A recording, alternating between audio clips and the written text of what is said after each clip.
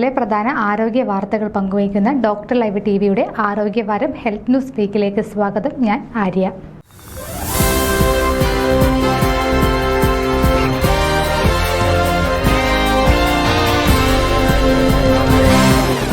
വേനൽക്കാലമായതിനാൽ amoebic മസ്തിഷ്ക ജ്വരത്തിനെതിരെ ജാഗ്രത പാലിക്കണമെന്ന ആരോഗ്യമന്ത്രി വീണ ജോർജിന്റെ നിർദ്ദേശം കഴിഞ്ഞ ആഴ്ചയിൽ ആരോഗ്യമേഖലയിൽ ചർച്ച ചെയ്ത പ്രധാന വാർത്തകളിൽ ഒന്നാണ്. വേനൽക്കാലത്ത് ജലസ്രോതസ്സുകളിൽ വെള്ളത്തിന്റെ അളവ് കുറയുന്നത് കാരണം ചെളിയിലെ അമീബയുമായി സമ്പർക്കം കൂടുതലുണ്ടാകാൻ സാധ്യതയുണ്ടെന്നും ആരോഗ്യമന്ത്രിയുടെ നിർദ്ദേശത്തിൽ മുന്നറിയിപ്പ് നൽകുന്നു. സംസ്ഥാനത്ത് പല ജില്ലകളിൽ അമീബിക് മസ്തിഷ്കജ്വരം സ്ഥിരീകരിച്ച സാഹചര്യത്തിൽ രാജ്യത്ത് ആദ്യമായി ഏകാരോഗ്യ സമീപനത്തിലൂന്നിയ ഗവേഷണ പ്രവർത്തനങ്ങൾ കേരളം ആരംഭിച്ചു. ഇതിനായി കേരളത്തിലെയും ICMR, IAV, Pondicherry AV institute, Indian institute of science, മലിനീകരണ നിയന്ത്രണ ബോർഡ് എന്നിവയിലെയും വിദഗ്ധരെ പങ്കെടുപ്പിച്ചുകൊണ്ടുള്ള ടെക്നിക്കൽ വർക്ക്ഷോപ്പ് സംഘടിപ്പിച്ച് തുടർ പ്രവർത്തനങ്ങൾ സ്വീകരിച്ചു. കുളങ്ങളിലോ ജലാശയങ്ങളിലോ കുളിക്കുന്നവർ ശ്രദ്ധിക്കണം. വാട്ടർ ടാങ്കുകൾ ചെളി കെട്ടിക്കിടക്കാതെ വൃത്തിയാക്കണം. സ്വിമ്മിംഗ് പൂളുകൾ, അമ്യൂസ്മെന്റ് പാർക്കുകൾ എന്നിവിടങ്ങളിലെ വെള്ളം ക്ലോറിനേറ്റ് ചെയ്ത് ശുദ്ധമാക്കണം. ഇത്തരം ജലവുമായി ഏതെങ്കിലും രീതിയിൽ സമ്പർക്കം ഉണ്ടായിട്ടുള്ളവർക്ക് തീവ്രമായ തലവേദന, പനി, ഓക്കാനം, ഛർദി, കഴുത്തു തിരിക്കാനുള്ള ബുദ്ധിമുട്ട് തുടങ്ങിയ രോഗലക്ഷണങ്ങൾ കണ്ടാൽ ഉടനടി ചികിത്സ തേടണമെന്നും മന്ത്രി മുന്നറിയിപ്പ് നൽകി. സംസ്ഥാനത്ത് ഇപ്പോഴും അമീബിക് മസ്തിഷ്കജ്വരം റിപ്പോർട്ട് ചെയ്യുന്നുണ്ട്. 2024 38 കേസുകളും 8 മരണവും, 2025 12 കേസുകളും 5 മരണവും ഉണ്ടായിട്ടുണ്ട്.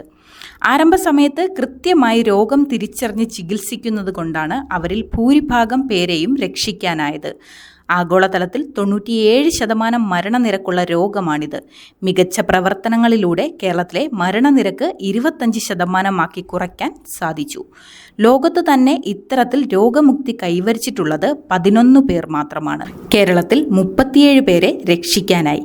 മസ്തിഷ്കജ്വരം സംശയിക്കുന്ന എല്ലാ രോഗികളിലും അമീബിക് മസ്തിഷ്കജ്വരം നിർണ്ണയിക്കാനുള്ള പരിശോധന കൂടി നടത്താൻ ആരോഗ്യവകുപ്പ് നിർദ്ദേശം നൽകിയിട്ടുണ്ട്. പ്രധാനമായും ശ്രദ്ധിക്കേണ്ട കാര്യങ്ങൾ: 1. പായൽ പിടിച്ചു കിടക്കുന്നതോ മൃഗങ്ങളെ കുളിപ്പിക്കുന്നതോ മാലിന്യമുള്ളതോ ആയ വെള്ളത്തിൽ കുളിക്കുകയോ മുഖം കഴുകുകയോ ചെയ്യരുത്.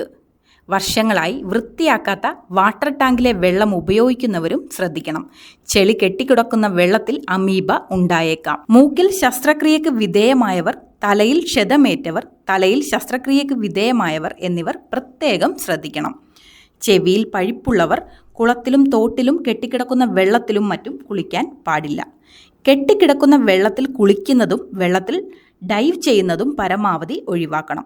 വാട്ടർ തീം പാർക്കുകളിലെയും സ്വിമ്മിംഗ് പൂളുകളിലെയും വെള്ളം കൃത്യമായി ക്ലോറിനേറ്റ് ചെയ്ത് ശുദ്ധമാണെന്ന് ഉറപ്പാക്കണം.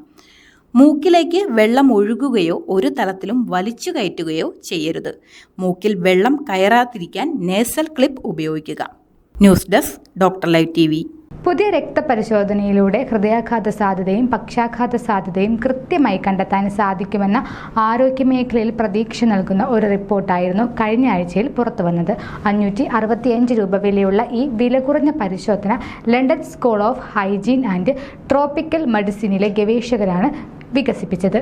ഇത് ശരീരത്തിലെ ഡ്രോപ്പോണിന്റെ അളവ് പരിശോധിക്കും. പേശികളുടെ സങ്കോചം നിയന്ത്രിക്കുന്നതിലൂടെ ഹൃദയത്തിന്റെ പ്രവർത്തനം നന്നായി നിലനിർത്താൻ സഹായിക്കുന്ന ഒരു പ്രോട്ടീനാണ് ട്രോപ്പോണിൻ. ഹൃദയാഘാതം മൂലം രക്തപ്രവാഹത്തിലേക്ക് ഇത് പുറത്തുവിടുന്നതാണ് ഹൃദയാഘാതത്തിന്റെ പ്രധാന സൂചകം.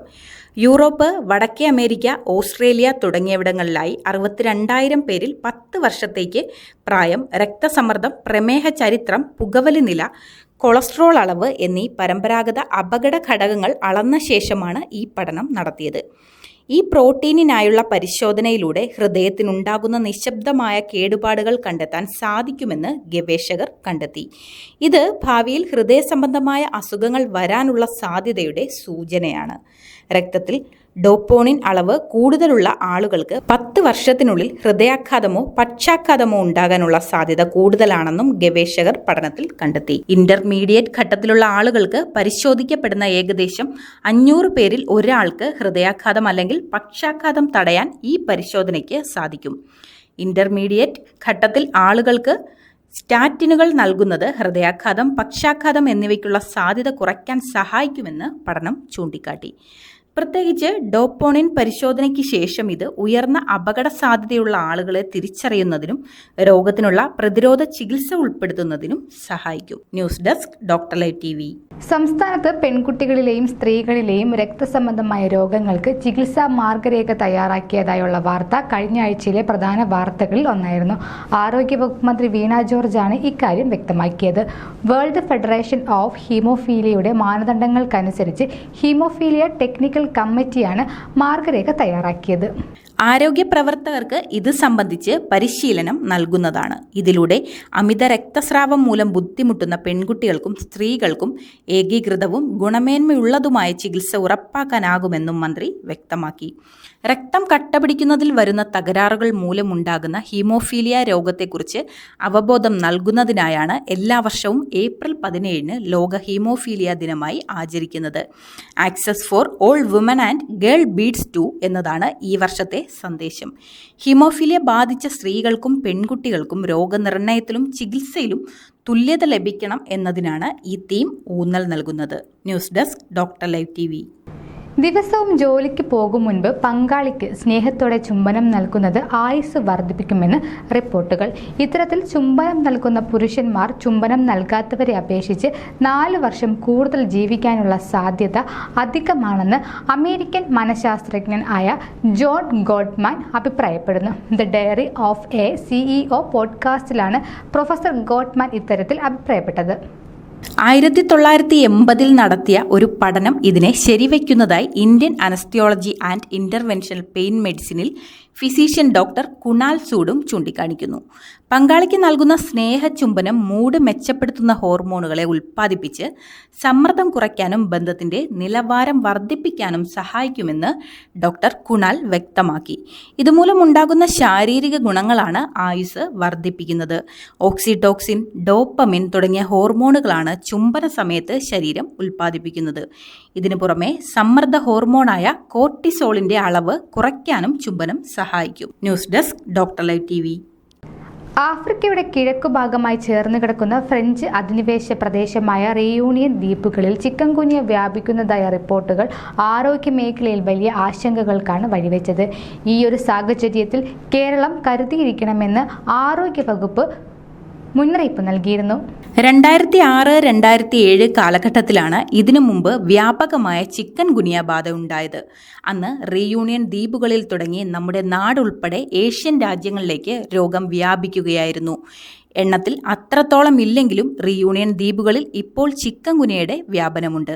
10,000-ഓളം ആളുകൾക്ക് രോഗബാധ സ്ഥിരീകരിക്കുകയും നവജാത ശിശുക്കൾ ഉൾപ്പെടെ ഒട്ടേറെ ആളുകൾ ആശുപത്രികളിൽ അഡ്മിറ്റ് ആവുകയും ചെയ്തിട്ടുണ്ട്.